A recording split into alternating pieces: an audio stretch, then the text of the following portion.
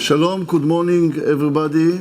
We are going to join now the first International Coronary Symposium on webinar from here in Rishon LeZion in Israel with 5 best doctors all over Europe. I am Professor Yehuda Adler, the Dean of the Faculty for Medical Profession, College of Law and Business, Ramat Gan, Israel, and I am the chair of the Working Group for Pericardial and Myocardial Diseases in the ESC. First of all, I want to thank all the doctors for participating in this important webinar, and I will ask each of you to introduce yourself before we begin. Let's begin with Dr. Dorit Nitzan. You are the lady, you are the first. Thank you very much, Professor Adler, and thanks to my great colleagues and friends and to everybody in Israel. I'm Dorit, I'm an Israeli, and I'm a pediatrician with the subspecialty also in public health, and currently the Regional Emergency Director of the WHO European region. We are covering 53 member states, including Israel. Over to you, Yuda. Thank you, Dorit. Let's go to Dr. Riyad Arafat, my friend. Yes, hello, good morning, everyone. Riyad Arafat is the name, and I am, as basic training, I am trained in anesthesia and critical care, but worked mostly in emergency medicine, and I'm heading the Department for Emergency Situations at the Ministry of Internal Affairs in Romania, which is responsible also for medical emergency response. Thank you, Ed. Professor Antonio Bucato, Milano. Shalom. I am Professor of Internal Medicine in University of Milano and Chief of Internal Medicine in the Ospedale Fate Bene Fratelli. In March, I was appointed Chief of a newly constituted COVID-19 emergency unit in my hospital, that is a referral hospital for this pandemic, Fate Bene Fratelli Sacco, in the northern part of Italy. Thank you, Antonio. Professor Arsen Ristic, Belgrade. Hello, once again. I'm a professor of internal medicine and cardiology at the Belgrade University Medical School and the head of heart failure department at the Medical Center of Serbia. Thank you, Arsen. And last but not least, Professor Carsten from Germany. Good morning. My name is Carsten Schöpe. I'm the Vice Director of the Department of Cardiology at the Charité in Berlin, specialist for cardiomyopathies, myocarditis, and this is, of course, during COVID times, also a hot topic for cardiologists. Thank you, Carsten. Okay, so again, thank you all for participating, and I want to begin with a short summary of each of you about what is the situation today in your country regarding coronavirus. Let's begin with Antonio.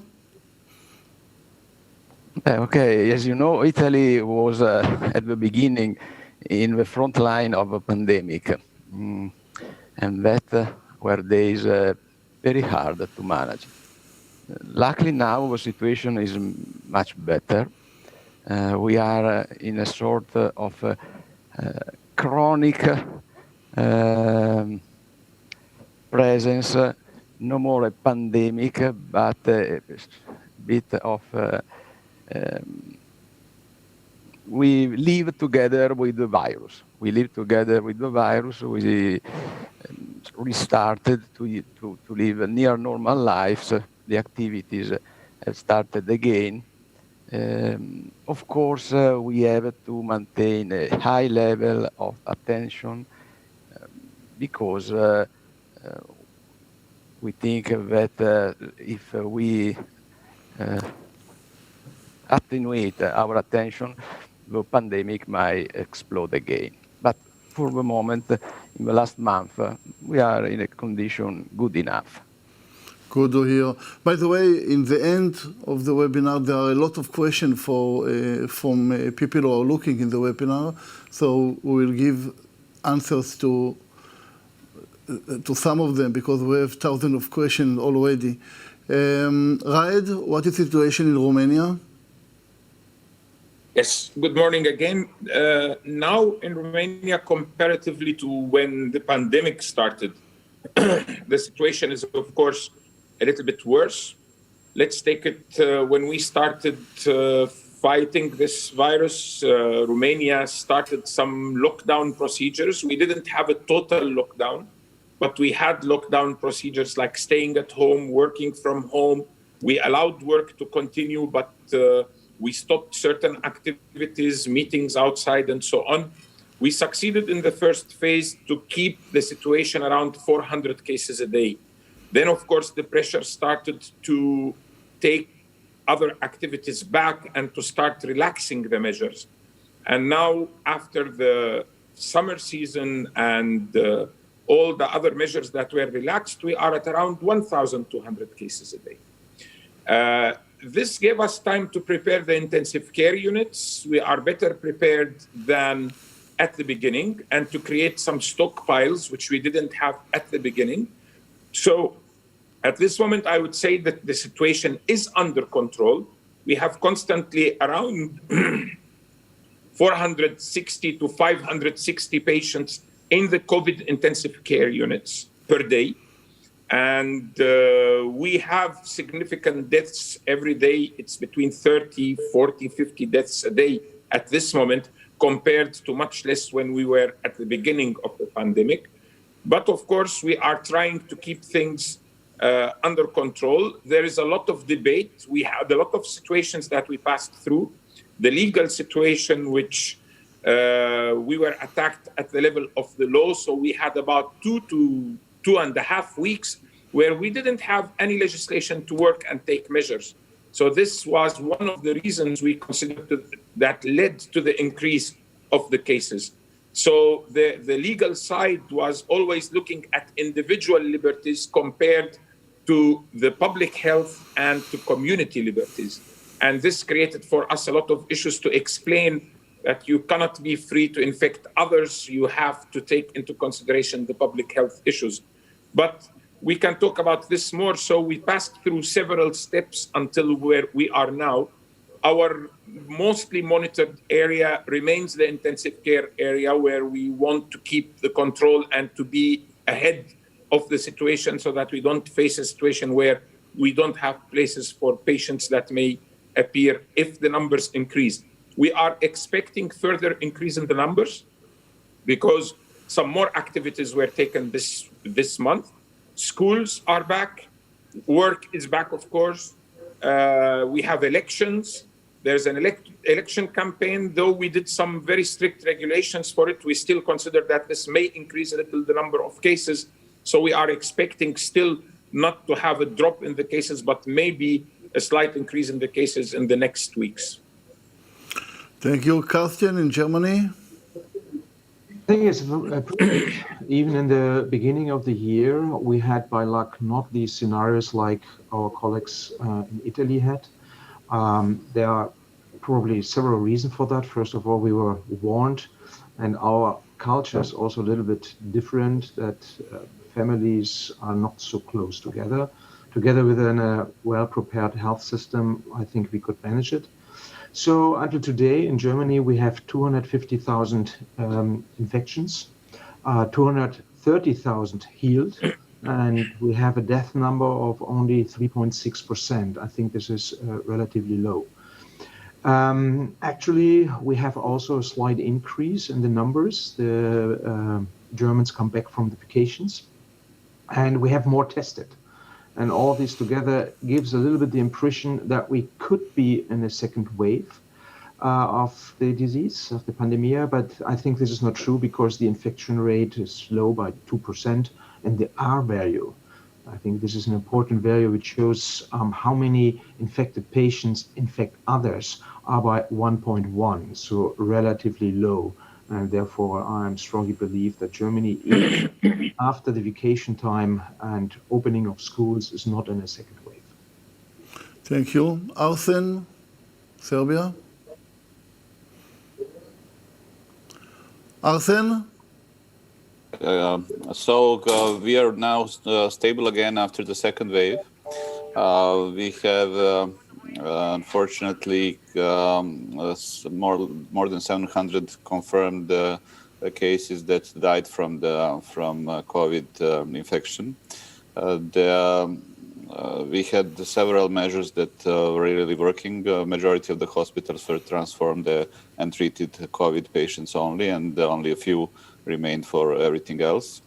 However, the mortality is still around 2%, and the system is keeping running, and it's now we are approximately at the level of 100 confirmed cases per day, and less than 400 people are hospitalized. So some of the COVID hospitals are coming back to the system now, and they are receiving again regular patients. So we are now relaxing after the second wave. Okay, Dorit, you are from above, from the WHO. How do you see the situation now in Europe?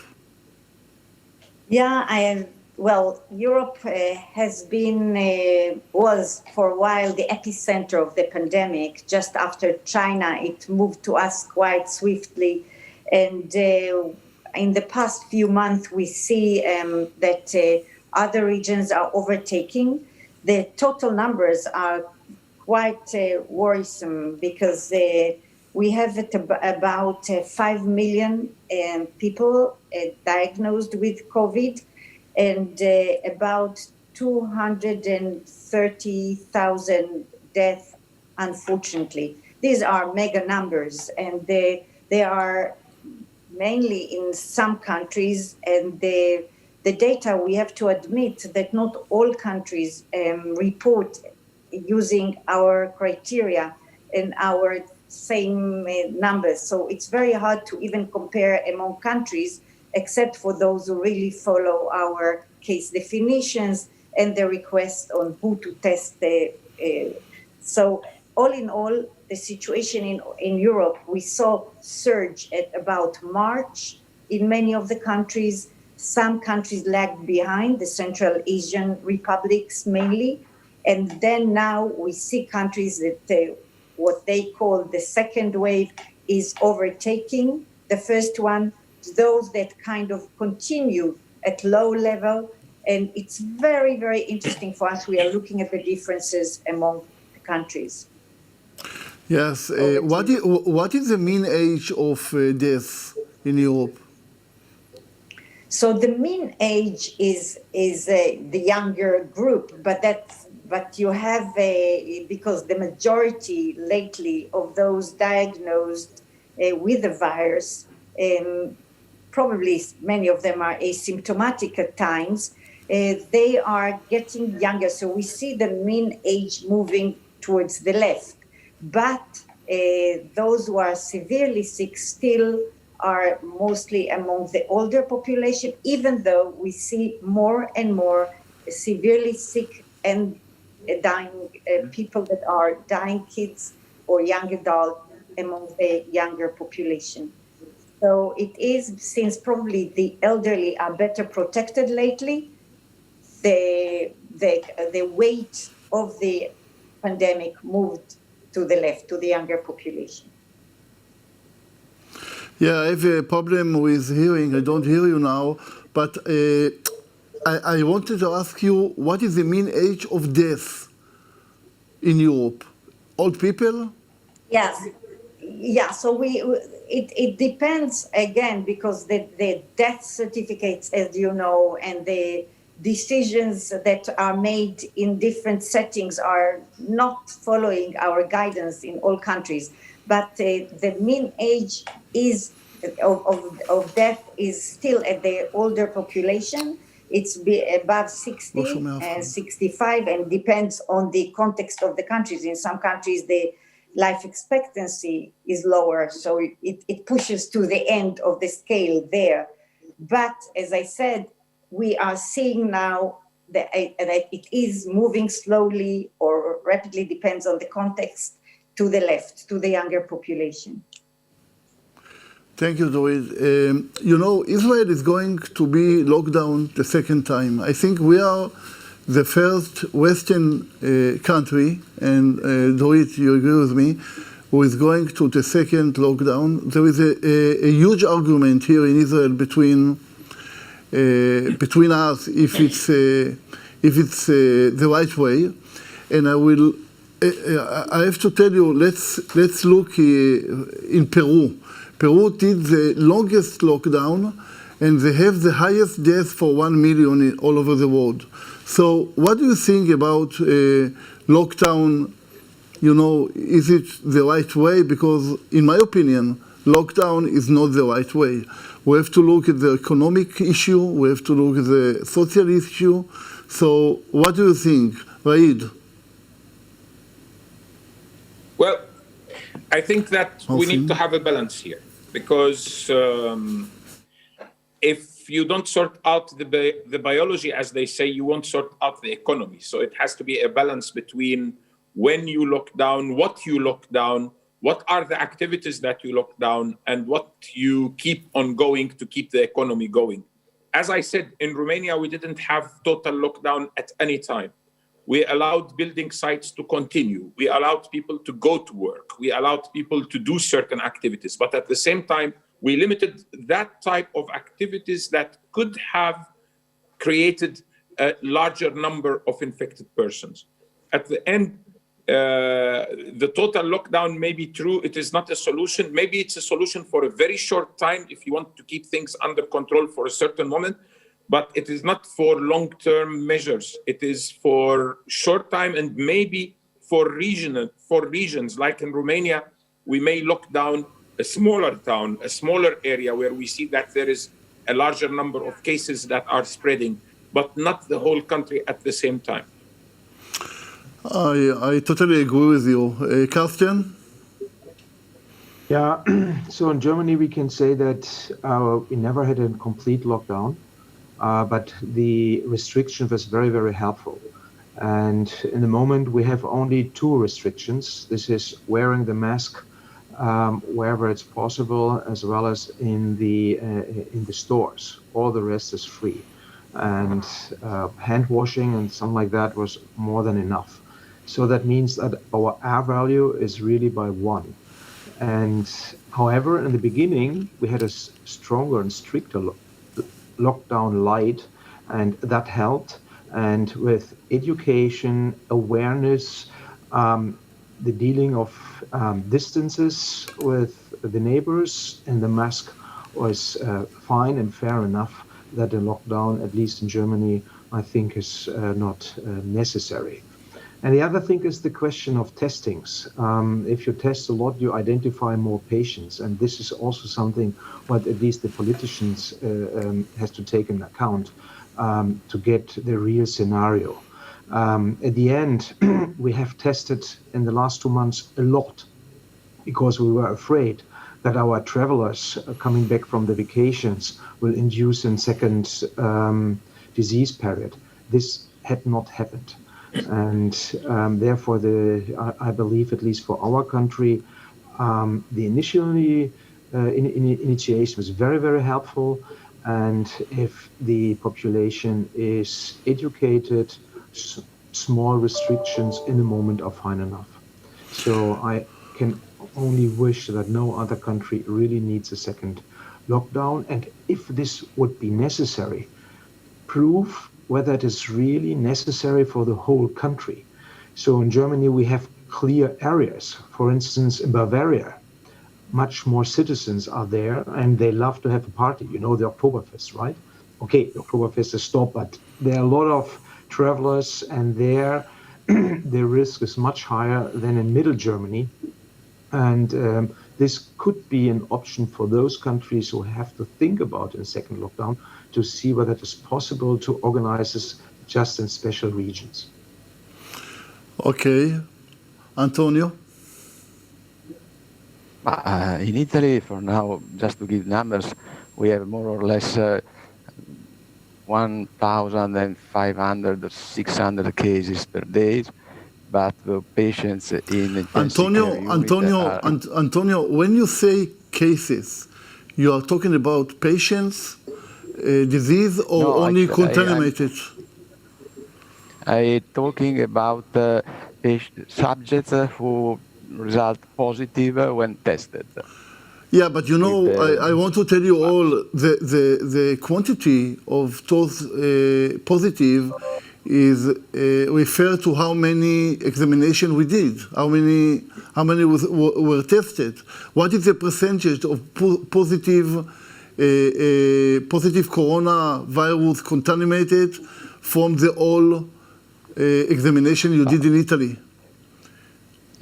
Actually, it is very low because each day we test more or less 80,000 or 100,000 people. So the percentage is approximately 1%, 1-2%, something like that. But still, I recommend test, because I think that the more you test, the more you will give the infection under control. And in intensive care unit, for now, we have less than 200 patients in all Italy. And also the mean age of a patient has decreased a lot. Regarding lockdown, I think that, for instance, in the condition similar to the condition in which Italy was in March, complete lockdown was very useful, in my opinion. As doctors, we invocated the completed lockdown because hospitals were overwhelmed. Some hospitals were overwhelmed. Do you have, Antonio, do you have in Italy epidemiological examination and, you know, to follow the contamination of one patient to other? Because the problem in Israel, yes, we have 9% positive, and we don't have the system yet.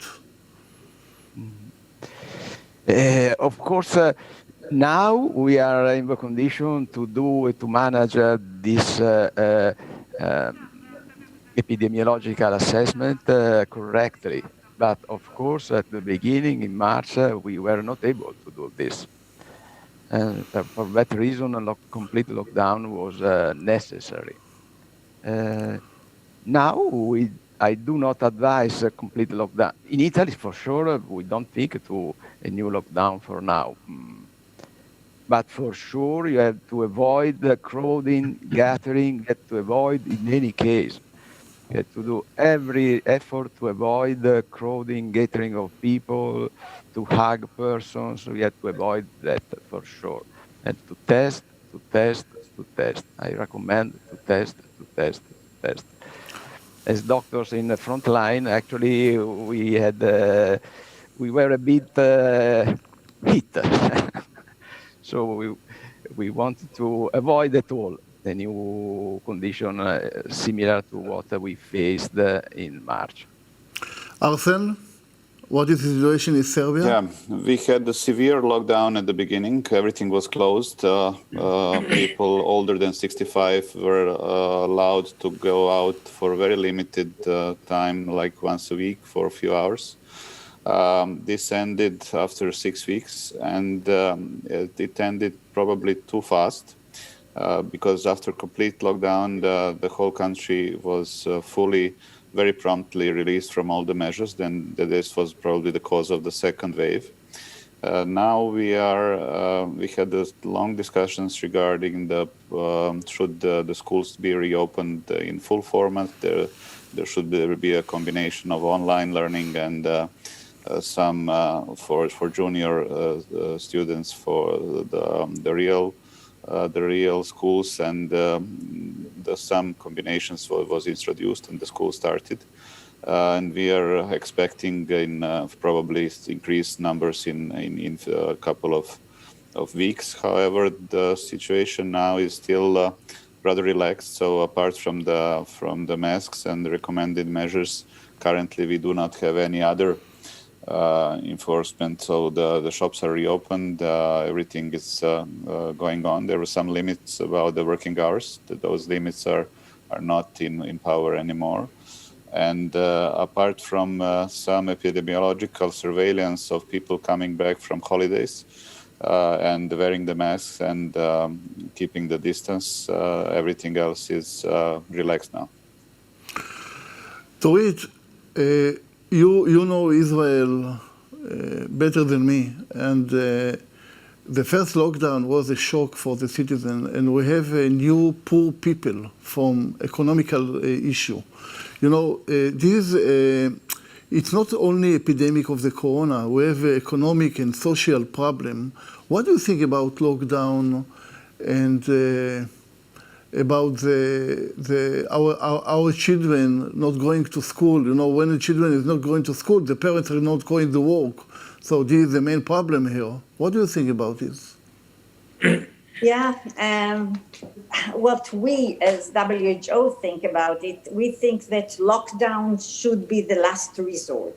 Really, when there is no other good option, when the system has to be stopped and reset, meaning that the health systems, the public health included, and the community, and we heard it from the colleagues, this is a combination of efforts. So until what we want to see is that we are not stopping the economy, because we see that saving lives and protecting livelihood, they are, the same. People, we cannot put people in one side without letting them have the income and the work that they need to do for their livelihood. And of course, it harms more those with low socioeconomic status.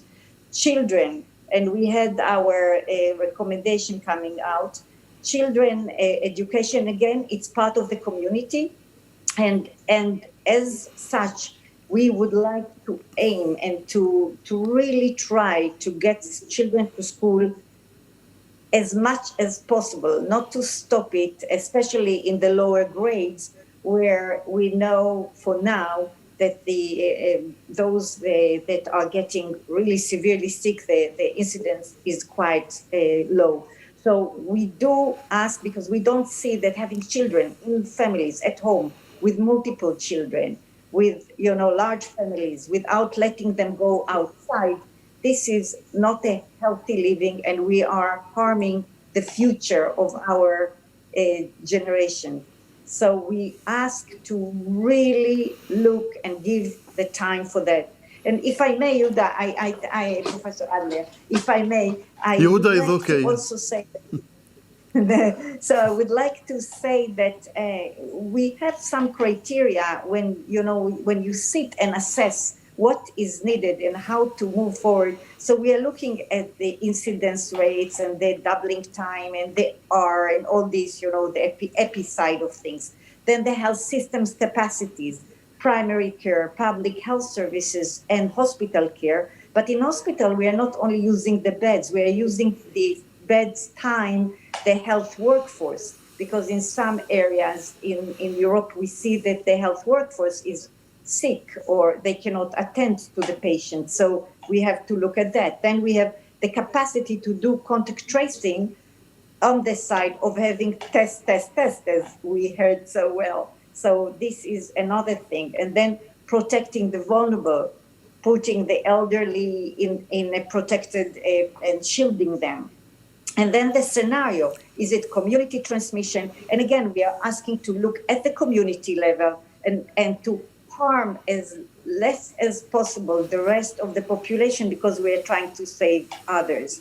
The compliance of the community with the most important driver of the pandemic, which is social gatherings, this has to stop. Without this, nothing will be in control. And we look around in Europe, it's clear. Areas, communities, and countries that manage to comply, and this is part probably of the context of the culture, etc. So we need to work with the public, with community engagement. Otherwise, such a closure, it will be 10 times. It won't work. I have to ask you more. Thank you. I want to ask you a more personal question about Israel, because we are the first country who is going to be locked down the second time. And you have all the details, and I know you are a very experienced in the WHO and doing an amazing work, and you know Israel. Do you think it's a good way in Israel? We have to do it? See, I'm not judging because we learned in WHO not to sit outside and judge. And I think that this is another thing that I would like to recommend from what we see around the world. The professionals, we have to speak among the professionals. We have to come with one voice. And what we see is that many people come and hit and send messages, confusing messages. And my message is, if that is decided, if I agree or not agree, it's not even relevant here. If that was decided by the professionals, and this needs to, I think in Israel it happened. They looked at the health, they looked at the health systems. We looked at the contact tracing, the testing. I mean, some of the issues that I told you, we know very well that are limited. Yes. So maybe, but what I want, Yuda, is what I really, really wish that during this time, there will be what we call in Hebrew, cheshbon nefesh, that we will recalculate and do everything again, that we will really try to think and to focus on what we need in order to have it sustainable from now on. I agree. Thank you, Dorit. I want to ask you, before I ask you, I want to tell the audience you can send questions in the end of the program. We'll try to answer your questions. About economic issue, do you have a new poor people in your countries because of the corona virus, right? Could you repeat the question, please? Yes. What category of people? People are not going to work, some of the people, and they don't have salary. Yes, we have the people that are not going to work are those who are under quarantine for, at this moment, we have the 14 days. So if they were close contacts, and this is the identification of the close contacts. So if they were close contacts to those who are positive, then they would be quarantined at home and they would not go to work, and their family normally would not go to work until they pass the period of the quarantine. Of course, this number moves because we also have the issue of people not going to work because their children are doing school online.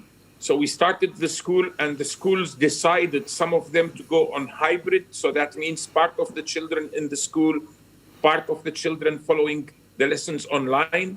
There are other schools which decided to do full at the school. It depends on the community and what is the situation in that community.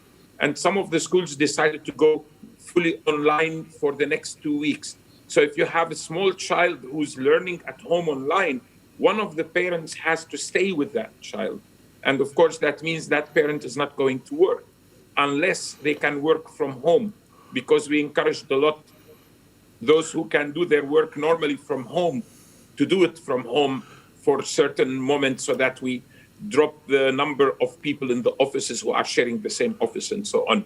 So yes, we have people not going to work at this moment, either because they are under quarantine because they were close contacts, or because they are with their children who are not going to school and are sharing the school teaching through online means. And how the government help the people who have no money?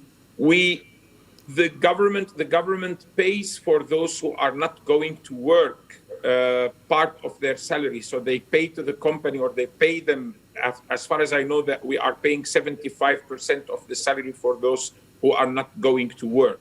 So there is a government support for those who do not go to work. They are not going on an unpaid vacation, as we say.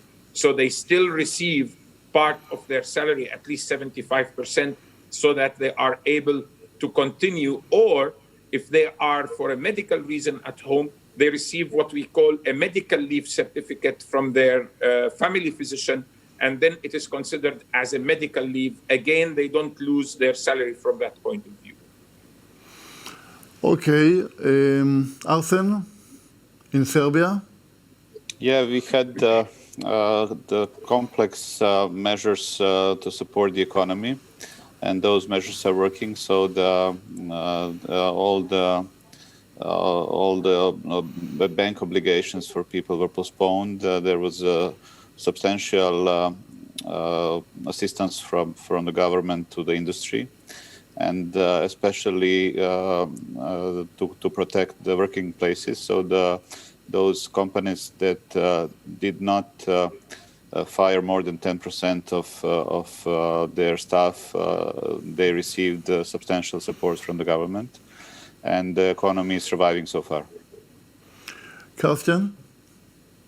Yeah, Germany is like a strong economy, but still the pandemic scenario, of course, has here also a lot of problems induced, since we are also depending on other countries, and when they have a lockdown, we see that as a country, but then at the end also the workers and the industry especially, and especially those who are coming from the lower income part of the country, they are really a danger. Also, the scenario with the school is not so easy. For instance, especially those families have even not enough money for computers for the kids, and then a perfect internet line. So there, believe it or not, there are areas in Germany where the web seminar scenarios is not working because the net is too weak. For instance, the government gave those families €100 for the support of computers for the kids, but you don't get a computer for €100. Usually it's a little bit more expensive. And so I would say the economy is, of course, still stronger than in other countries due to the reserve. The government is giving a lot of money to everybody, especially to those who are in the lowest part of the income areas. But these are still those, I would say, economic patients who cannot be happy. And this has, of course, an impact on our political scenarios. I don't know whether you have heard that in the last 2-3 weeks. There were a lot of people in the streets even fighting against the, I would say, easy lockdown criterions in form of take a mask, that some Germans are not willing that. They say this is a political issue. They want to keep us down. And this is not, this is dangerous also when next elections are coming, that a political move is there. And I think it is extremely important that scientificers, business people, the politicians are able to transform and to transport the necessities and make it as best as possible to bring the people through this pandemic situation. Antonio, in Italy? Yehuda, I am a doctor, I am not an economist, so I don't know if I am the right person to comment about this. What I can tell you is that, first of all, the more in Italy we are coming back to the normality, the more people started again to argue, to litigate, to quarrel with each other concerning economics, politics, and so on.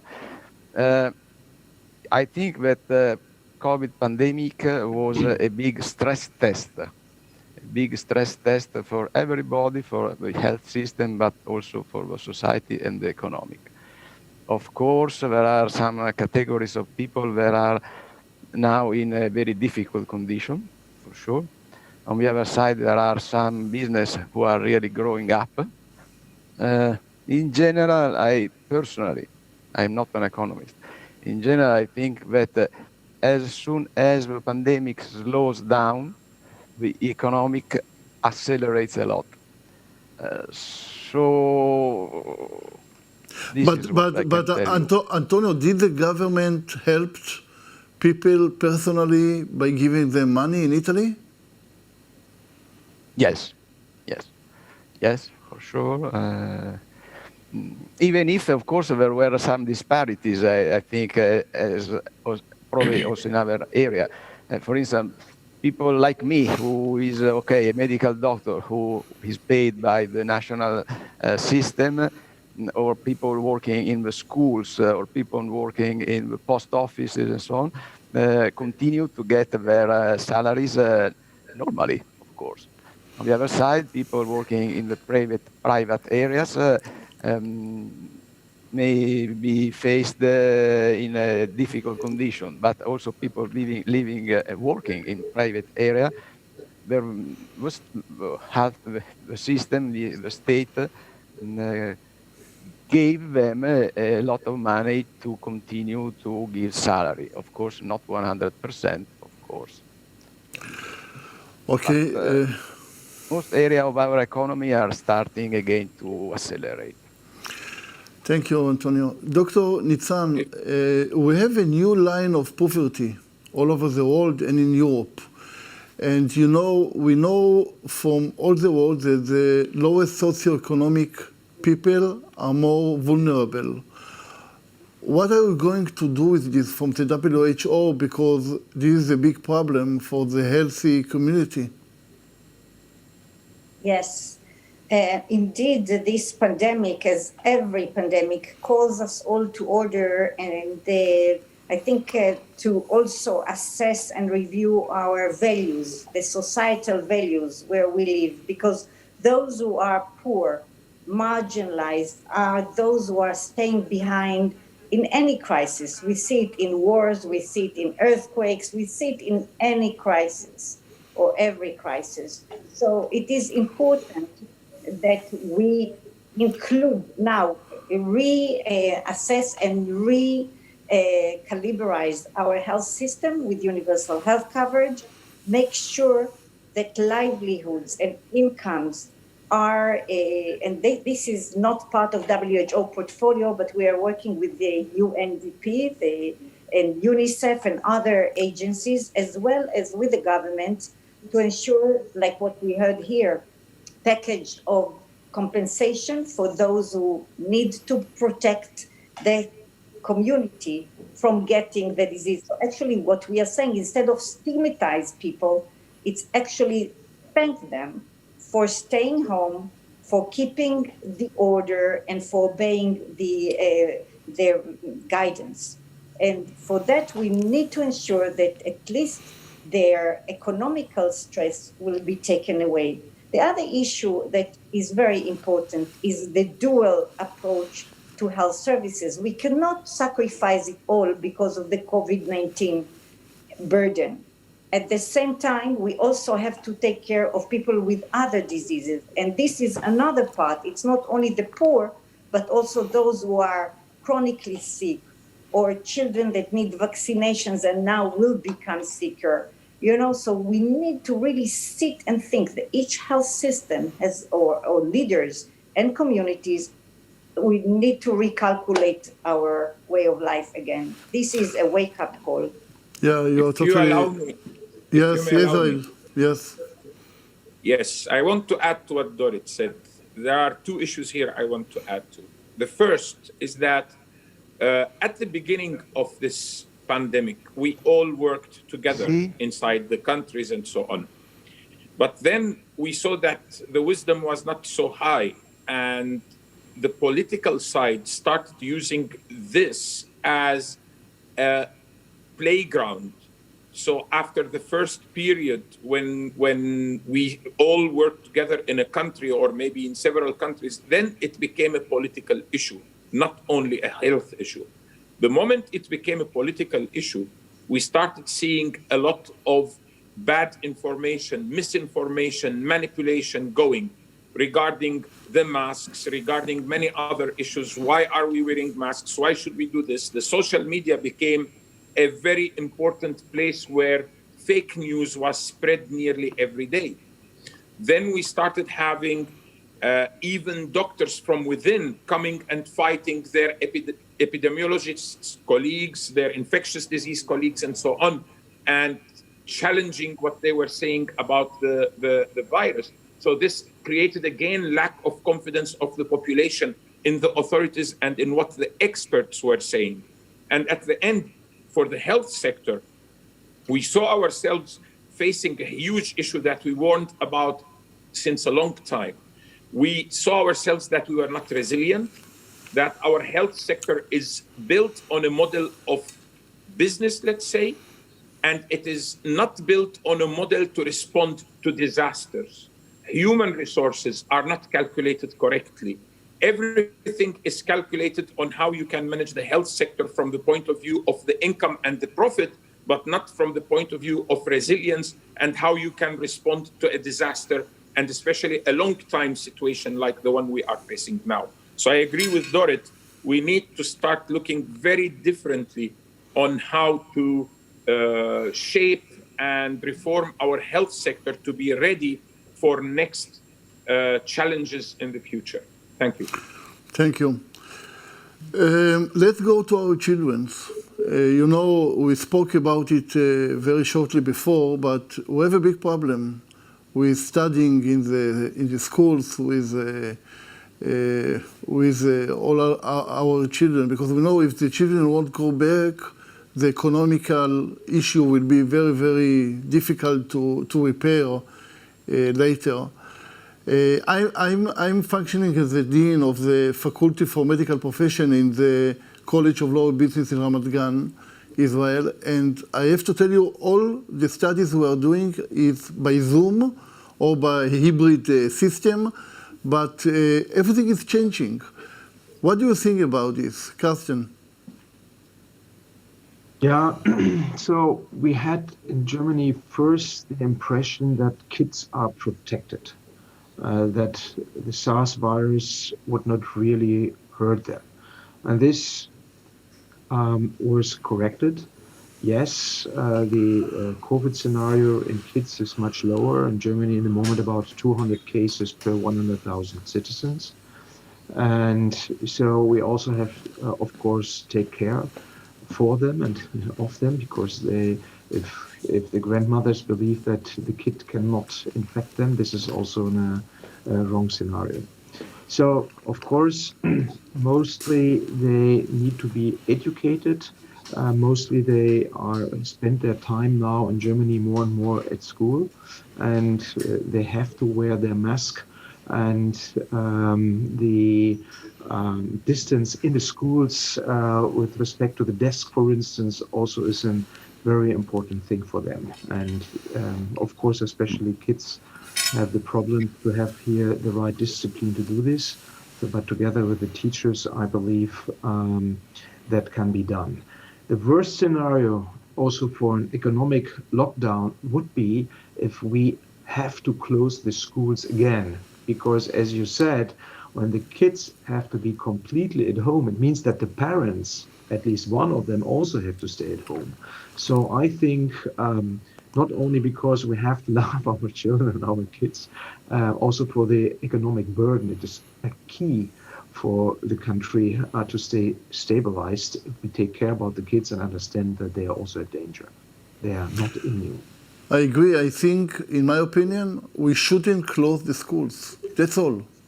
Because these are our future, and these are our children, and these are our economic. But let's hear the other participants. What do you think, Arsen?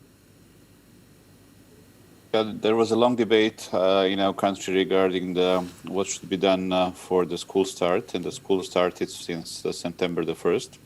What the system did they separated the classes, so the classes are now not more than 15 children.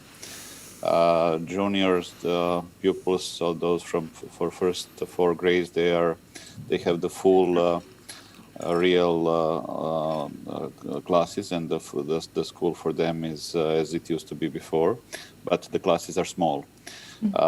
This required more teachers, and this is not easy to cover in all the areas. More senior students, high school students, and those at university, they have a hybrid approach. They have some of the classes online, and some of those are, as for example, practicals in the medical schools, they will be with some protection measures in a real situation. So it is a combination, and this combination should protect the kids from transmitting the disease.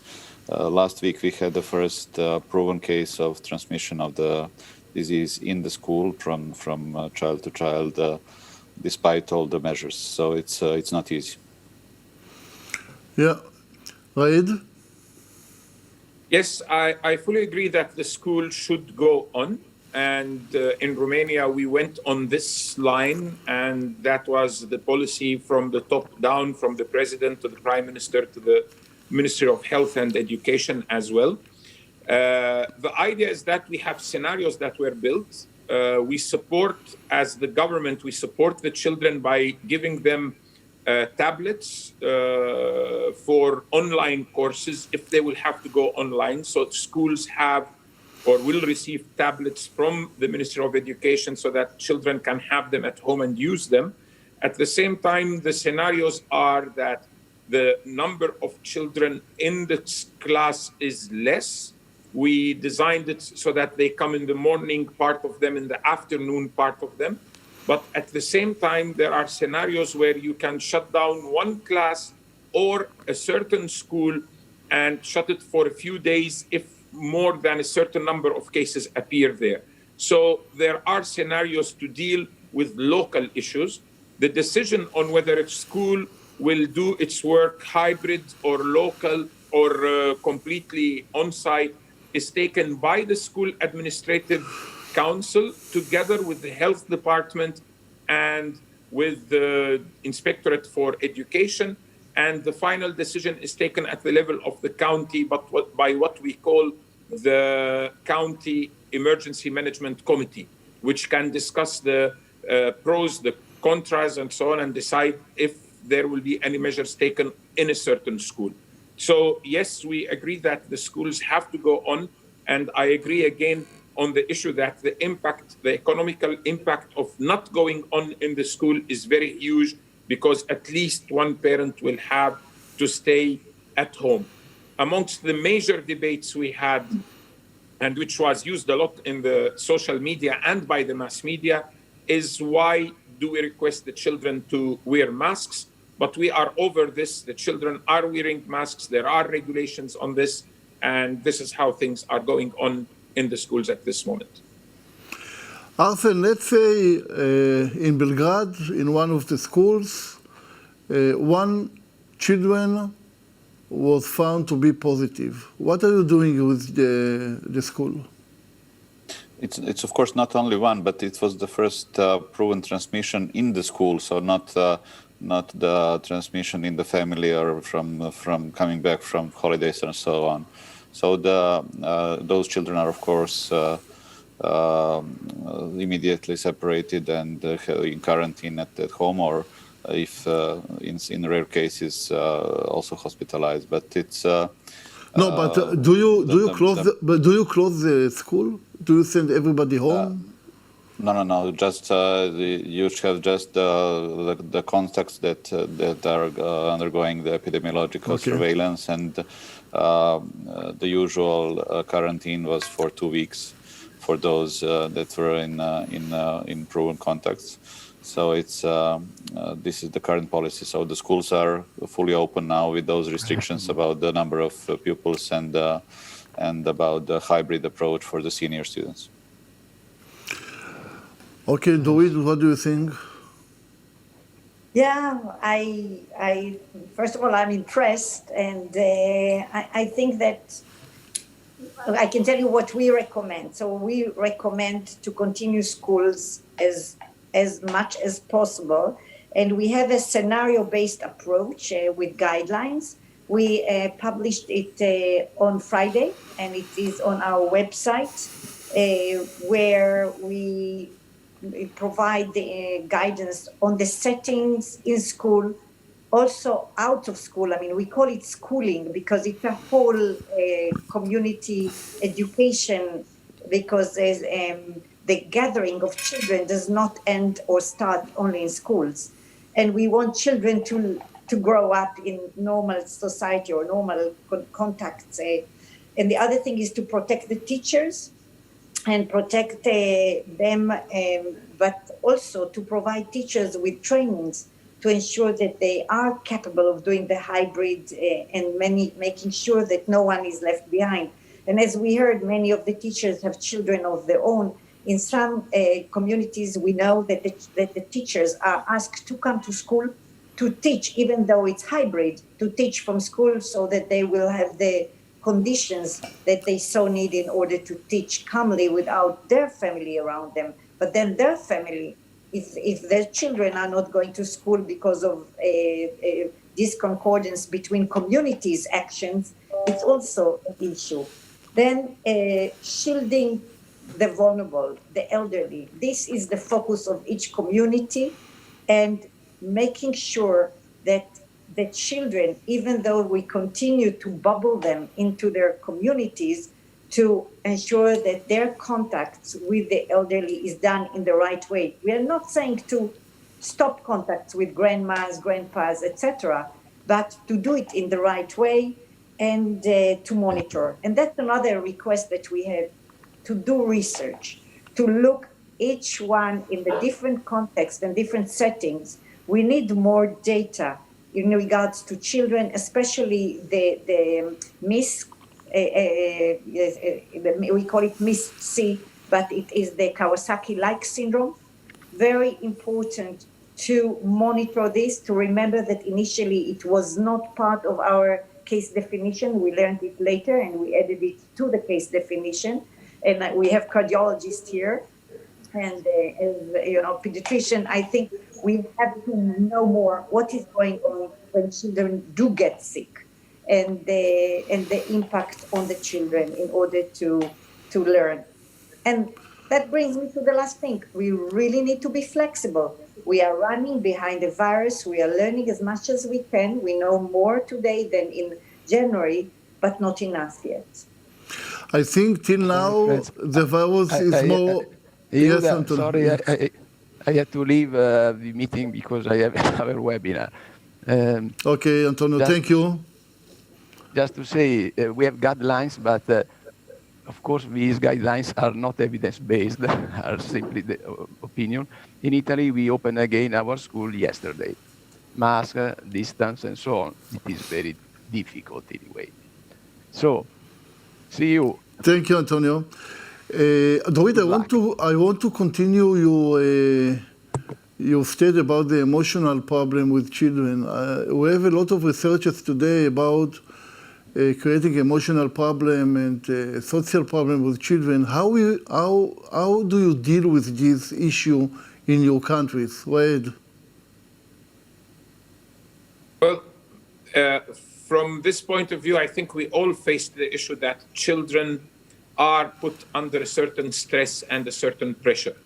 I cannot say that we had a special way of dealing with it, but we of course worked on the issue of explaining to the children, and we requested at the schools and everywhere and the parents to explain to the children why can't they go out during the moments when we had the recommendation to stay at home, why they should not maybe go out and play in the street with the other children when we had a certain moment when we said that there should not be groups and there should not be major contact between people in the streets. Why now in the school is different? We are trying to explain to them why it is different and make them understand.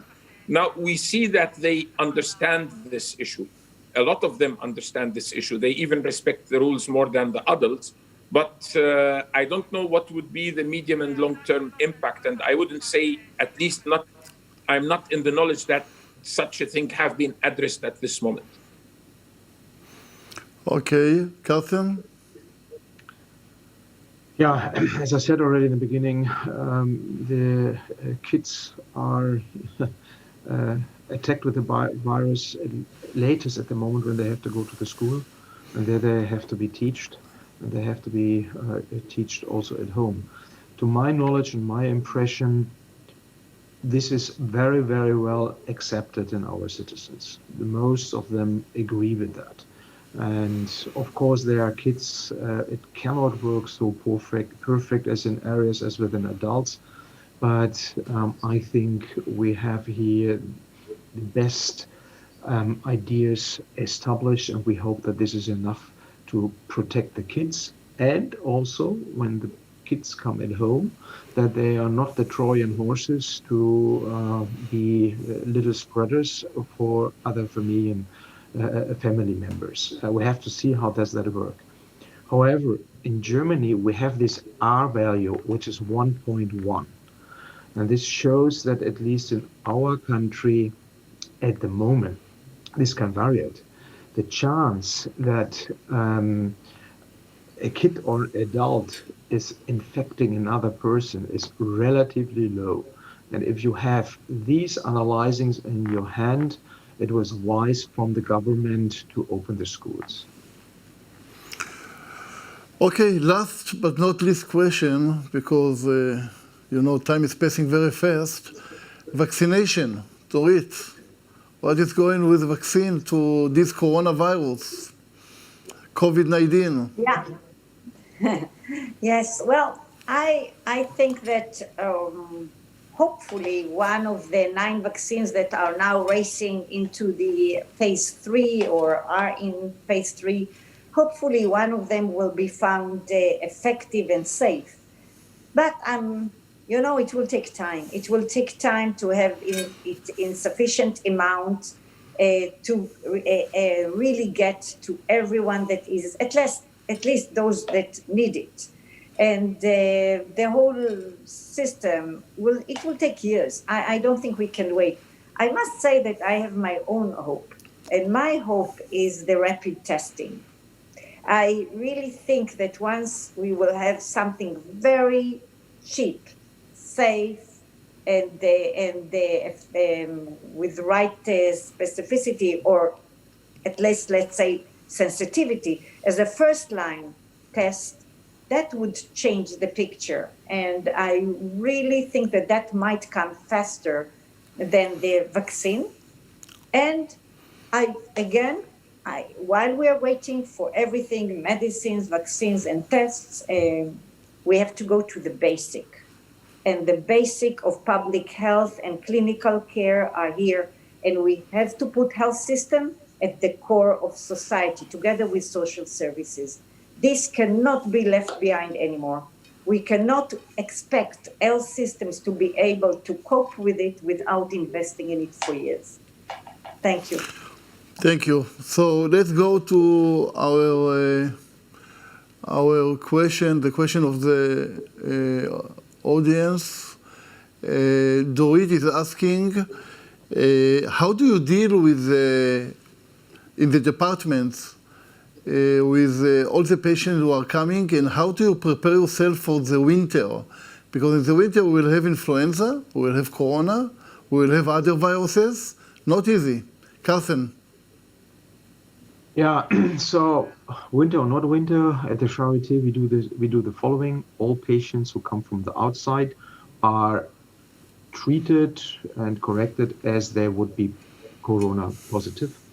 So they come to the hospital, they are in a specific ward where it's unclear whether they are COVID positive or not. And then they get their test.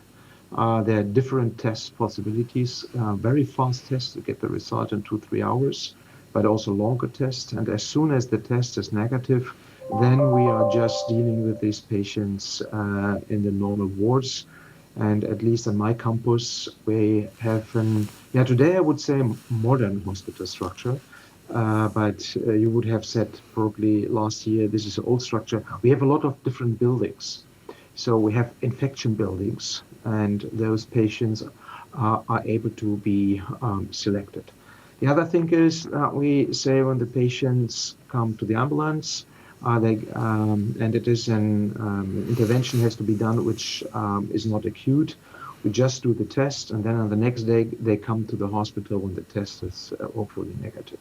And I think also in autumn we have to do that, because you're absolutely right. The symptoms between influenza and Covert are more or less similar. According to the German data, 44% of the patients with COVID have cough and fever. And this is the same like influenza. And I fear that especially in the autumn and the winter time, we have to do these testings in the hospitals. Otherwise, we destroy our healthy areas, the hospitals, if we don't do that. And that costs money. Dorit, what about vaccination for influenza for the winter? What is the situation in Europe? Because in Israel we are fighting and we succeeded to have 4 million for now, but we have 9 million citizens. So what is going with this issue? Yeah, and that's another side of vaccines. For years, the demand was quite low, even in many developed countries in the world, quite low, even among healthcare workers. And now we are suddenly asking to surge, and there is no ability of the industry to chase and to give us what we need. So there is going to be a kind of discrepancy in some of the countries. People will ask and they will not have enough. And therefore we ask to prioritize and to vaccinate first those that are at risk for influenza and COVID. They should be vaccinated first.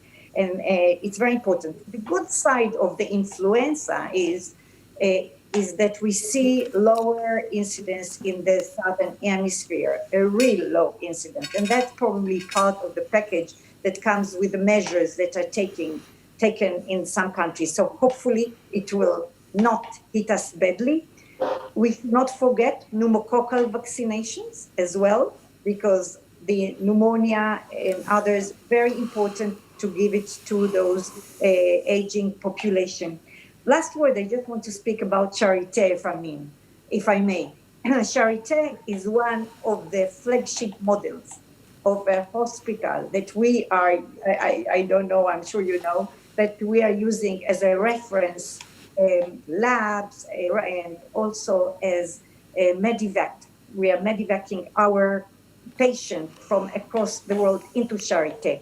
So the fact that we have such jewels in Europe and with such dedicated system that really we have to learn. We have to learn from those who do it right. And one of the lessons learned, and I hear it also at home here, the lessons learned is keep the infection apart from the rest. Separate the patient. And we really have, and I really want to get in touch with you and with the Charité. We are trying to prepare a guidance on that for hospitals. So let's do it in the right way for all of us for the winter. Thank you. Another question we have here is, according to the fact that we can see increasing morbidity, not only in Europe, but also around the world, how the WHO is looking forward to the coming year? Dorit. Because I missed the beginning. Can you repeat the beginning? I missed. According to the fact that we can see increasing morbidity, not only in Europe, but all over the world, how the WHO prepare to this in the incoming year? Yeah. First of all, we are looking at the data and we are collecting, and we are following the excess death and excess morbidity. And in some countries, the excess deaths actually decreased immensely. And for that, we want the dual approach, the system to take care of the other diseases and not only COVID. And yes, we have to get prepared with surge capacities. We have the calculators, the surge calculators that are out. I recommend everyone that is listening us to go to our website. You'll find the series of guidance. Some of them are dispersed. You can write to me. I will send you the correct ones, and we are working on more. But we have the tools now.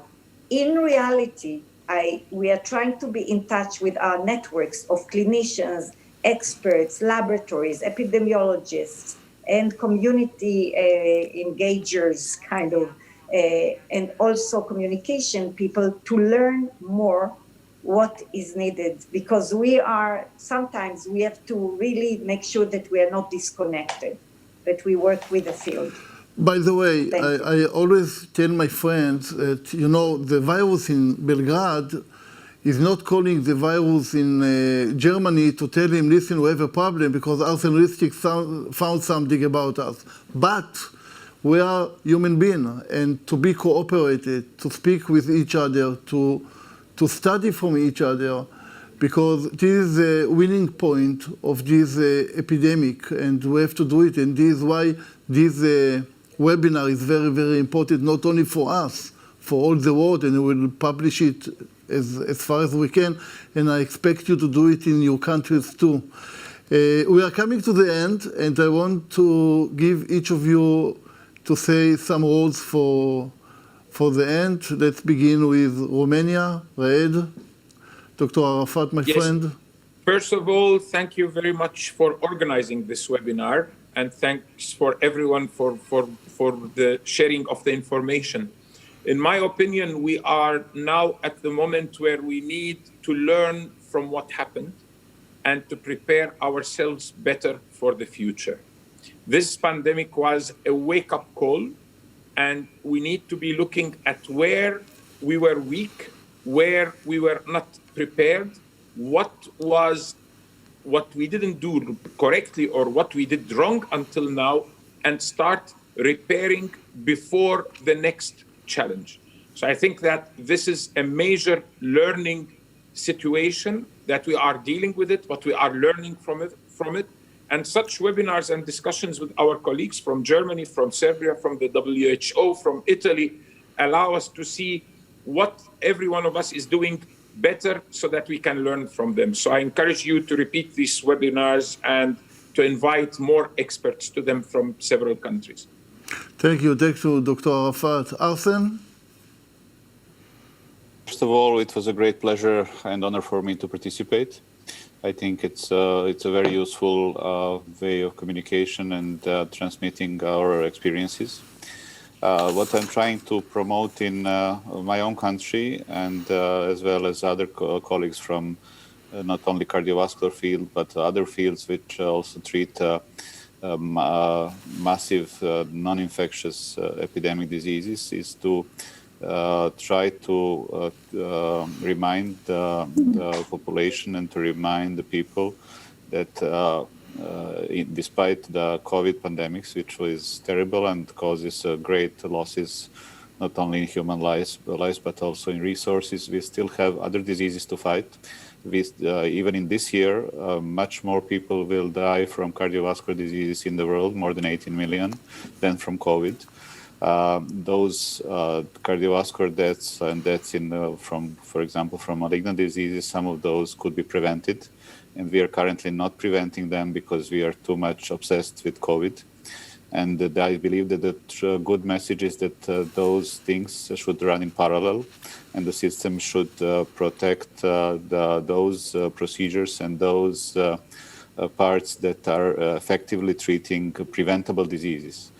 And this is what we try to do in Serbia. It's not easy. It was especially not easy at the first weeks of the pandemic. But I think that now with time, the people realize that especially emergencies and those situations and those diseases that are treatable should continue to be treated as good as we can, even and despite the COVID pandemics. And I think that we should reinforce the system so to have enough capacities to treat in parallel COVID patients, and especially those other mass diseases that should be also carefully taken care of, because people are dying from COVID, but they are also dying because of COVID, because the system is too overloaded with COVID patients, so that acute myocardial infarction or stroke patients are not getting enough attention, that are not treating properly. This should not happen, and that we should take care as much as we can to do our job as good as we did before, despite of COVID pandemics. Thank you, Arsene. Professor Carsten? Yeah, first of all, thanks again for this initiative. Very, very important. And, I'm proud to be on board. Thanks again for that. And I would like to come up with 2 points at the end. First of all, yes, of course, we have to work together. Just a sample of the last 3 weeks, Germany decided to give a warning for traveling for Germans to go to Spain. Germans love Spain, but this has the incidence that there was an indirect lockdown for the business areas of Spain. And the other thing is the travelers came back and we had to learn how to deal with that. We did 1 million tests per week of our home travelers. 1 million tests per week. Cost a lot of money and it was absolutely ineffective.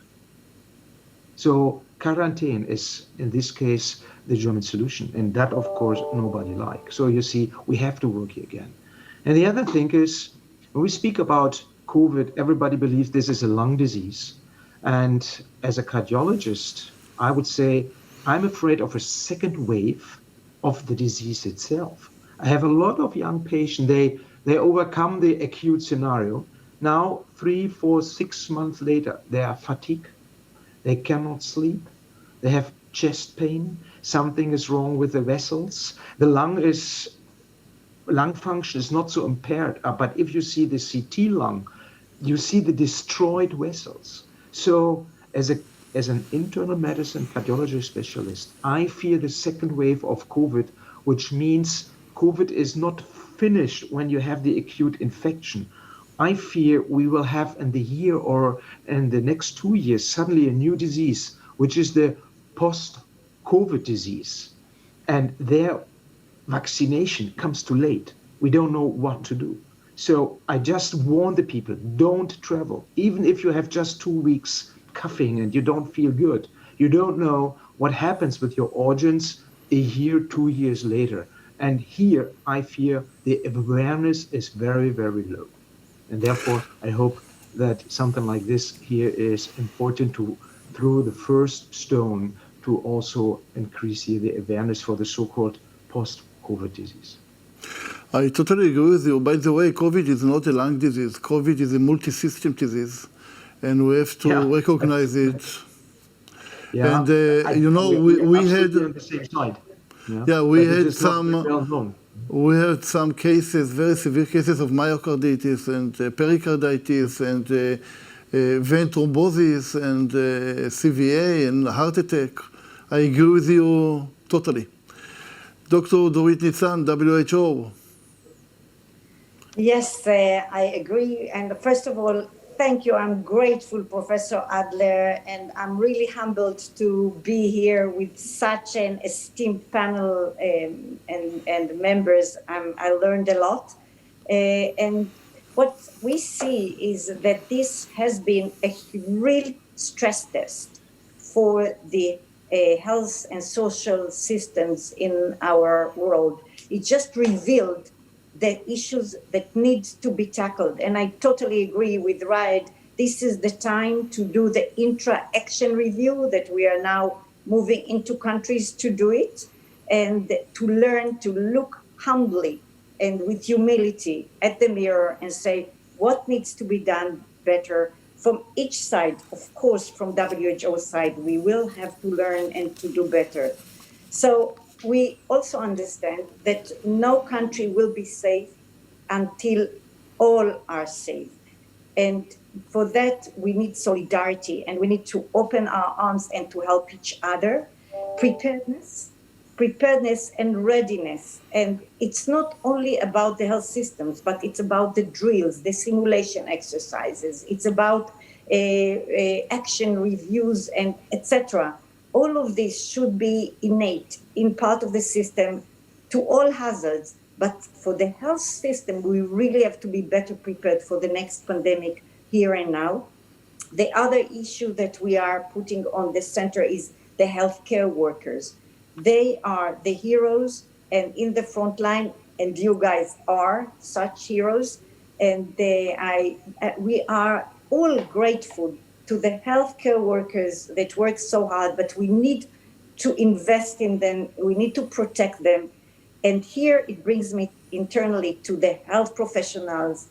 Please, please join hands, help each other, and come as, evidence-based as much as we can, precautionary principle when we don't have enough evidence, but with no regret policy for at least a window of time so that we can act, all of us, and make one, come in one voice. So the long COVID, we call it, the post-COVID or long COVID, this is something that we hear and we collect data more and more. We are working with Martin McKee, and I invite each and every one of you to join us.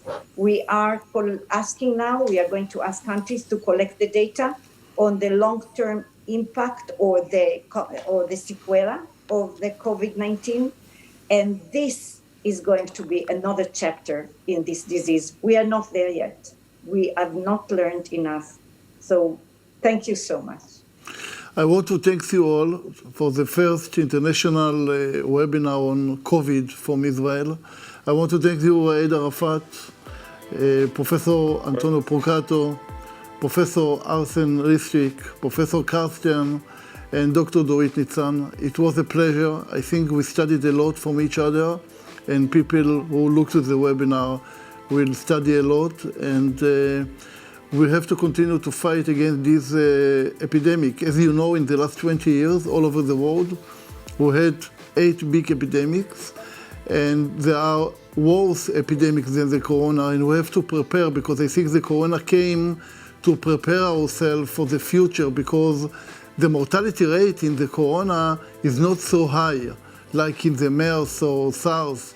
So we have to prepare ourselves to change our life and to understand that the world is changing and to continue to work together. Thank you very much to all of you. And in Israel, it's going to be the New Year on Friday. So I wish you all from Israel Happy New Year and a lot of health. Thank you.